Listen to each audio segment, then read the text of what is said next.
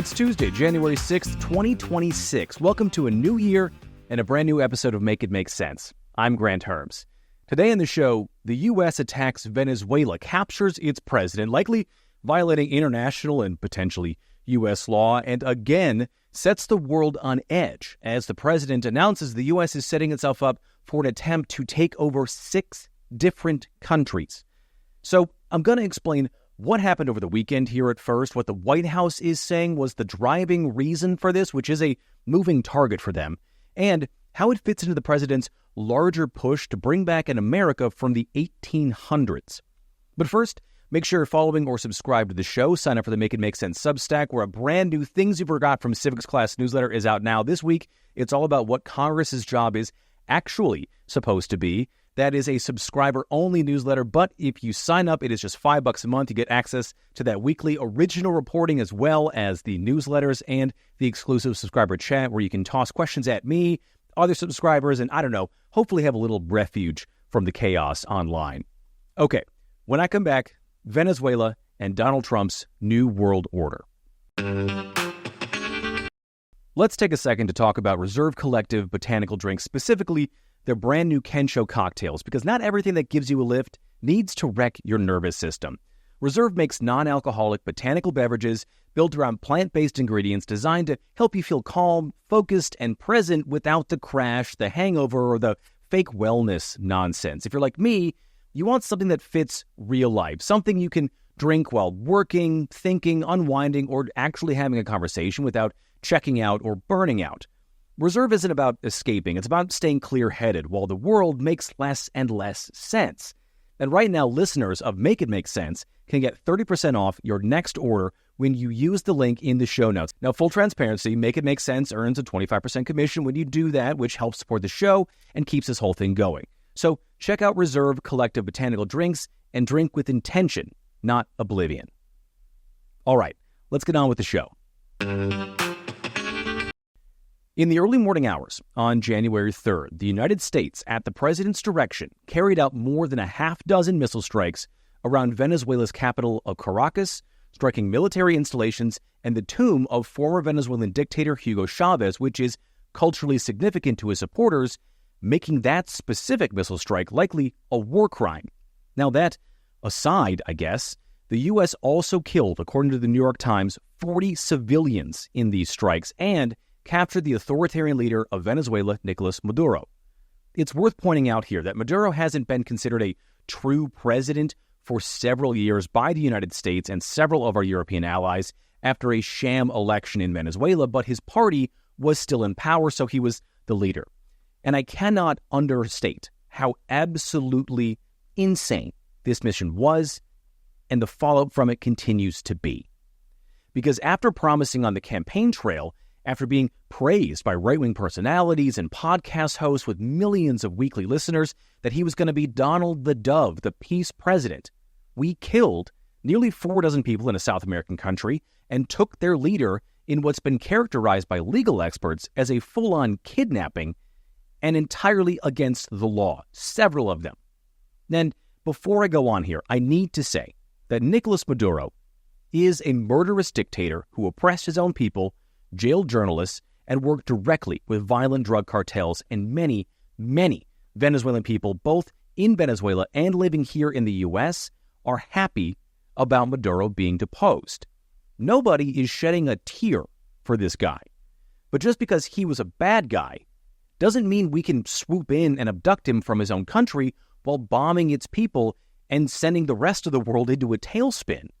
For starters, it's against international law that the U.S. has agreed to that says nations can't use war to enforce policy on other countries. The only time you're allowed to attack another country is when you've been attacked or there's evidence that an attack is imminent. It's also against U.S. law under the War Powers Resolution that says Congress has to give approval unless we've been attacked or there's threat of an immediate attack. And then the president has to notify Congress within 48 hours, usually before a strike, and then can only operate for another 30 days. Members of Congress here were not notified before these strikes. And yes, presidents from both parties have used the War Powers Resolution to carry out airstrikes around the world, and those were also controversial.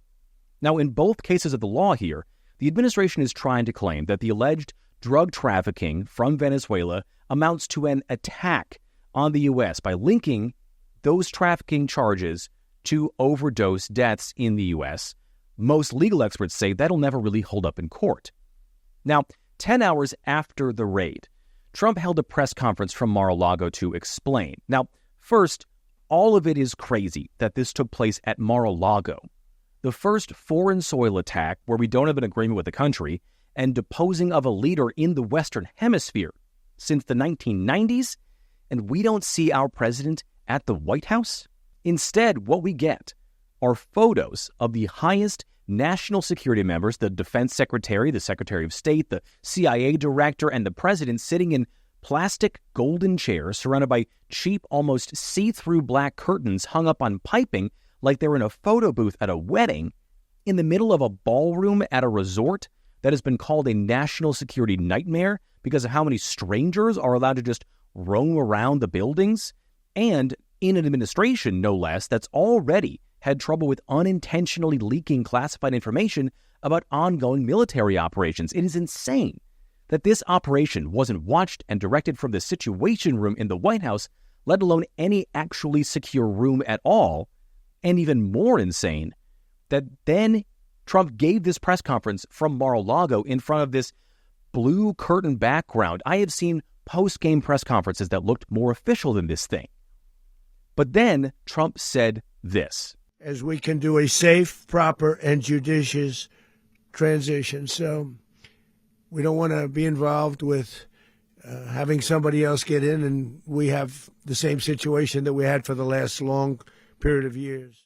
So at the time when he said that, it seemed like the U.S. was going to be running Venezuela like its own little pet country day to day. And it's worth saying here, too, that while the mission to nab Maduro was in the works for months, the planning for what happens next now seems to be non-existent. Any functioning administration would have been able to lay out the strategy for who is in charge. They would have had specifics, and they would have had a timetable for, say, an election for Venezuelans to have some sort of self-determination. Instead, we got none of that. And then Marco Rubio, the Secretary of State, had to spend the weekend trying to clean up that mess, and that sounded like this. Mr. Secretary, who is in charge? Are you running Venezuela right now? Yeah, I mean, I keep people, fixating on that. Here's the bottom line on it is we expect to see changes in Venezuela. Changes of all kinds, long-term, short-term. We'd love to see all kinds of changes. But the most immediate changes are the ones that are in the national interest of the United States. That's why we're involved here. So, yeah, man, people are fixating on that because we just removed the leader of the regime with seemingly no plan. The president says he's open to having the U.S. military occupy Venezuela, and then Rubio has to say, no, we don't have boots on the ground, but we did, but we still might. Are there any? We don't have U.S. forces on the ground in Venezuela. No, we don't have U.S. forces on the ground. Everyone knows. They were on the ground for about 2 hours when they went to capture Maduro. And I think what the president is saying is very simple, and that is, as president of the United States, he is not going to go around telling people what he's not going to do. He's not going to go around saying, I won't do this, I won't do that. Yes, I care about this issue, but I'll only go so far. He retains all this optionality. Like, what even is that answer, right? Are we sending American men and women to police a foreign country that is likely to see some amount of violence because we deposed its oppressive leader, or not? And then we get to the really important question. Why do this? Well, that answer has been changing pretty constantly from the White House. So originally, if you're a regular listener, you'll know that the U.S. was targeting alleged Venezuelan drug boats in the Caribbean for trafficking fentanyl. The White House named Maduro the head of a cartel called Cartel de los Soles, or the Cartel of the Sun. Now, experts are pretty divided on whether it's an actual cartel or just the nickname that was given to a group of high-ranking military members who took over Venezuela in the 1980s and then started running drugs. The distinction, though, does matter in court, which is where Maduro was yesterday in New York, where he pleaded not guilty, because legally the Trump administration is trying to say they were just carrying out a warrant, a law enforcement warrant, and Maduro has been indicted by the DOJ, both under Trump and under Joe Biden, and that the Department of Defense, in helping law enforcement carry out this warrant, is allowed to just bomb another country. And that thing aside, you'd think that the indictment then would be for fentanyl trafficking, except the word fentanyl doesn't appear in Maduro's indictment once. Cocaine is mentioned, accusing Maduro of trafficking tons of it into the U.S. But that doesn't track with recent actions from the White House, because Trump recently pardoned another far-right leader, this one from Honduras, who was convicted of smuggling hundreds of tons of coke into the U.S. So it's not really about the drugs for this administration. It's also not about spreading democracy, because the president isn't backing the pro-democracy opposition leader Maria Corina Machado, who just won the Nobel Peace Prize for her pro-democracy work in Venezuela. Trump said multiple times in his press conference that she doesn't have enough respect to lead the country. It turns out what he meant was respect from him, because new reporting from the Washington Post out yesterday found that Trump wanted Machado to give up her Peace Prize and instead give it to him. And her not doing that was an ultimate sin. A source telling the Post said if she had turned it down and said, I can't accept it because it's Donald Trump's, she'd be president of Venezuela today. I mean, think about that. Trump was so obsessed with winning this award that the Nobel Committee this year said he didn't deserve because he doesn't have the personal character to win it, let alone the track record to win it. That Trump is willing to allow harm to be continued to inflict it on a nation of people because he didn't get this shiny gold disc. Now, Machado did dedicate her prize to Trump when she won it, because Trump was already bombing alleged drug boats and threatening military action against Maduro. And then just last night, she went on Fox News and said she'd like to personally give Trump her prize. Now, it would be symbolic. He would just have that shiny gold disc in the Oval Office. But instead, the current regime is still in power, although Machado seems to be angling to try to upend that. So, if it's not about drugs or democracy, what is it about? Well, it's about two things. The first one is oil, and the president and members of the administration have been very explicit. This is about oil. Trump said it, and Rubio said it. Of that country. You know, we've seen how our adversaries all over the world are exploiting and extracting resources from Africa, from every other country. They're not going to do it in the Western Hemisphere. Yeah. They are not. That is not going to happen under President Trump. Read our national security strategy. He is serious about it, and he's going to do something about it, and we're doing something about it. It's run properly. We're going to rebuild the oil infrastructure, which will cost billions of dollars. It'll be paid for by the oil companies directly. They will be reimbursed for what they're doing, but that's going to be paid. And we're going to get the oil flowing the way it should be, as you know. So that's both of them there saying, we are going into Venezuela on behalf of U.S. oil companies, and Rubio said, essentially, we'll be working for those companies. Venezuela has the world's largest oil reserve, more than 300 billion barrels, or about 12.6 trillion gallons of oil. In comparison, the Saudis have about 265 billion barrels, Canada around 185 billion, and the U.S. around 80 billion. In Venezuela, oil is largely nationalized, meaning its production and refining are owned by the government, with some deals with companies like Chevron. And that's meant for decades, the industry there has been mismanaged. It's been the victim of corruption and theft and graft and a lack of investment, and it's falling apart because of that. Estimates right now say it would cost about $100 billion over the next decade to get things up and running the right way. On top of that, the oil in Venezuela is harder to extract and refine than oil in other parts of the world. It's why we haven't really seen oil companies descend on Venezuela in, say, the same way they have in the Middle East or Canada or even the U.S., which is the world's largest producer of oil despite having a small-ish reserve. So oil companies don't really want to go in and spend the money there. Trump did say that if they do, the U.S. might actually reimburse those oil companies with our tax dollars. It's unclear if that's even a real thing. But what these oil companies do want, and what Trump certainly wants, is to control the flow of oil. Again, here's Marco Rubio explaining. We don't need Venezuela's oil. We have plenty of oil in the United States. What we're not going to allow is for the oil industry in Venezuela to be controlled by adversaries of the United States. You have to understand, why does China need their oil? Why does Russia need their oil? Why does Iran need their oil? They're not even in this continent. This is the Western Hemisphere. This is where we live. So I'll get to that second bit in a minute here. But for starters, the U.S. controlling oil out of Venezuela doesn't actually mean we're going to get $1 a gallon gas again, even though a lot of people are saying it. If U.S. oil companies flood the market with oil, the value of that oil goes down and they lose money. So there's no incentive for them to do that. It is pretty basic supply and demand. What Venezuela is leverage for U.S. oil companies against the Middle East. And Trump has long viewed the rest of the world as something to be owned. I'll be writing about it on the Substack tomorrow, but I have talked about it before. He wants to own places like Greenland for its rare earth minerals. He wants to cut deals with terror supporters like the Saudis or Qataris for personal stakes in oil, and tried to force Ukraine to give up mineral rights in exchange for security against Russia, and that's just this term. Look at something like the Iraq War. Trump likes to say that he didn't support the war for moral reasons or efficiency reasons, but what it actually was that he thought the U.S. should have gone in for the oil.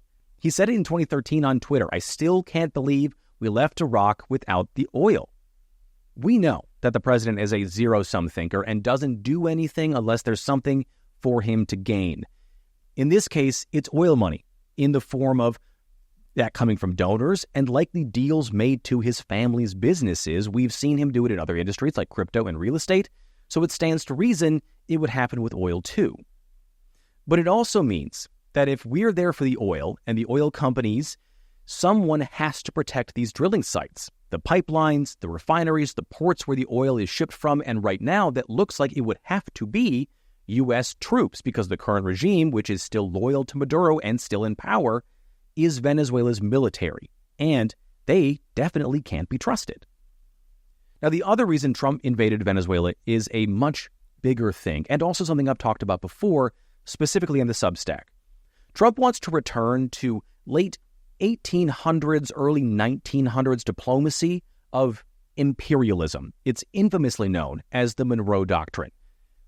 Just for a little U.S. history here, the Monroe Doctrine was the U.S. stance against Europe starting in 1823. It's named after President James Monroe, who said the U.S. was in charge of the entire Western Hemisphere and in charge of protecting it from European colonization, though not from U.S. colonization or us seizing land and creating territories. It was an attempt to carve up the world that lasted until World War II. And to be clear, it's not favorably looked on now because of the implications it had down the road.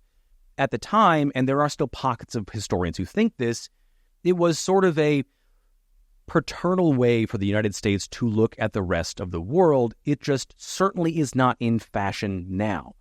But here's Stephen Miller, White House Deputy Chief of Staff and Senior Advisor, talking about this new plan on CNN. This is sort of foundational.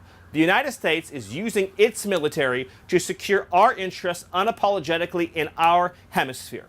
We're a superpower, and under President Trump, we are going to conduct ourselves as a superpower. It is absurd that we would allow a nation in our own backyard to become the supplier of resources to our adversaries, but not to us, to hoard weapons from our adversaries, to be able to be positioned as an asset against the United States rather than on behalf of the United States. Sovereign countries shouldn't be able to do what they want to do. The Monroe Doctrine and the Trump Doctrine is all about securing the national interests of America. For years, we sent our soldiers to die in deserts in the Middle East to try to build them parliaments, to try to build them democracies, to try to give them more oil, to try to give them more resources. The future of the free world, Jake, depends on America being able to assert ourselves and our interests without apology. This whole period that happened after World War II, where the West began apologizing and groveling and begging I don't even and know, engaging these honestly, vast what you're talking reparation about right schemes, now. So this is an incredibly old way of thinking about the world. Post-World War II, post the Cold War, the idea is that countries should be able to run themselves as democracies or at least unimpeded by threats of war from major powers was the way that we governed, at least publicly, from the State Department to prevent constant war. It's literally called the Pax Americana, or the era of American peace, which I know is kind of ironic given all of the conflicts that have happened since the Cold War. I mean, we are talking about, let's say, even Vietnam in that list, but Desert Storm, all of our activity in the Middle East and some of it in Central America, and some of it in parts of Europe. But given the entirety of human history, it has been the most peaceful time to be alive. This idea also fell out of fashion because of nuclear weapons and globalized war. Countries can now strike other countries without having to send ships or armies. We can strike from space with the power of tens of millions of tons of TNT, for God's sake. So land grab wars or threats that could be met with annihilating force or escalation don't make a lot of sense. But none of that seems to matter to the president or his allies, who threatened 6 different countries or sovereign territories with some kind of invasion in the last 4 days. In order here: Iran, Mexico, Colombia, Cuba, and Greenland. President Trump taking to Truth Social early this morning, writing, "If Iran shoots and violently kills peaceful protesters, which is their custom, the United States of America will come to their rescue. We are locked and loaded and ready to go." Thank you. The cartels, they're running Mexico, and I've asked her numerous times, would you like us to take out the cartels? No, Mr. President, no, please. So we have to do something because he's making cocaine. They're sending it into the United States, so he does have to watch his ass. About doing. You just wait for Cuba. Cuba is a communist dictatorship that's killed priests and nuns. They've preyed on their own people. Their days are numbered. We're going to wait. We need Greenland for national security. Not for minerals. We have so many sites for minerals and oil and everything. We have more oil than any other country in the world. We need Greenland for national security. Threats of invading our closest neighbors, territories controlled by our allies, many of them where we already have military bases, and foreign countries. They are proposals for escalating tensions or all-out wars across an entire hemisphere that our European allies won't support and can't because they're keeping Russia at bay, and then wars that we can't support or likely afford either because we don't have the military to do it or the popular support for it. And that brings me to this last thing here that needs to be talked about. The timing of the attack in Venezuela couldn't have been better for the president specifically. Do you remember what was happening like a week before these strikes happened? We were talking about the Epstein files, and now the allegations against the president in them were so much worse than anything we'd thought, up to and including an allegation that he repeatedly raped a 13-year-old girl and then was party to the drowning death of an infant on Lake Michigan. Again, allegations, but still a part of the files. There was also the fact that his Department of Justice was going to be hauled in front of Congress to explain how they missed several million Epstein documents, made illegal redactions, and are continuing to break the law by having not released all the files. And on top of all that, Trump's poll numbers were as bad as they've been. There's a concept in politics called wag the dog.